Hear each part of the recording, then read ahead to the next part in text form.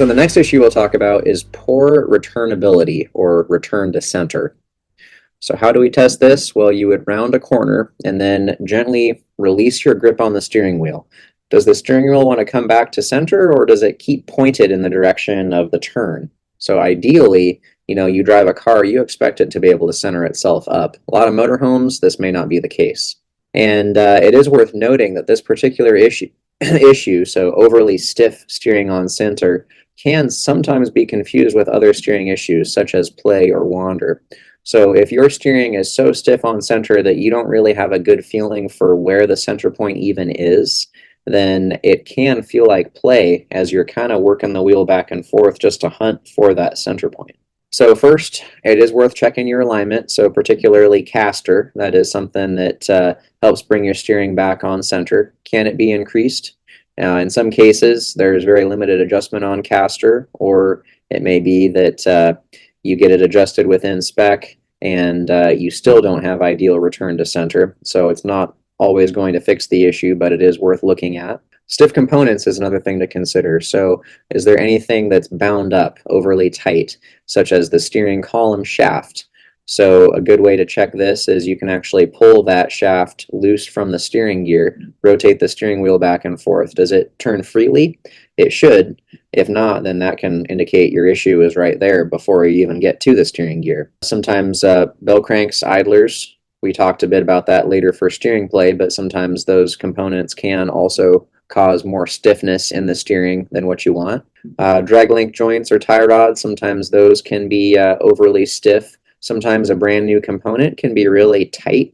It may not have play, but it may be overly bound up, and in some cases we actually have to spin them a little bit just to get them freed up before we install them. Kingpins, sometimes those can cause some stiffness as well. So what you have to do is just isolate these different components, and it's really something more for a shop to do, but just to try to find the source of that stiffness if there is an excessive level of stiffness. Also, the steering gear itself. This is a pretty common thing that we look at.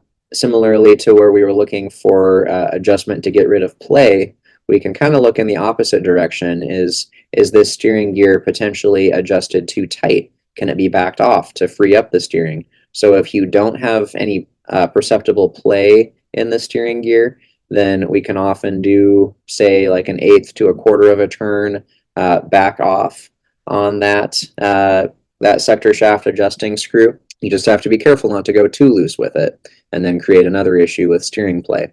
So here's an example of the Freightliner bell crank. So we looked at some videos of this, looked at a video having side play.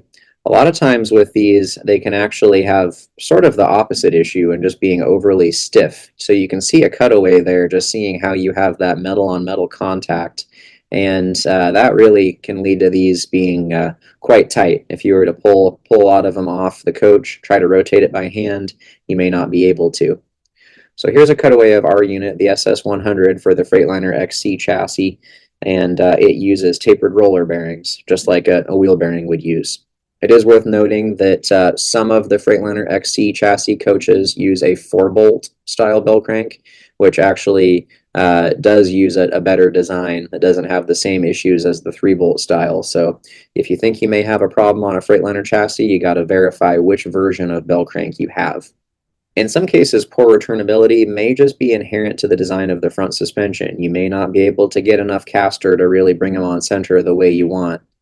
And in cases like that, as long as you don't have some underlying significant issue, a self-centering steering control can be an effective way to improve returnability while also providing protection in the event of a front tire blowout. So there is that added benefit there as well. And in our experience, the Safety Plus is really the best steering control unit out there, as it is a spring-loaded damper for your steering. So very positive center point, helps bring your steering back on center, and does also have that added safety benefit of the front tire blowout protection.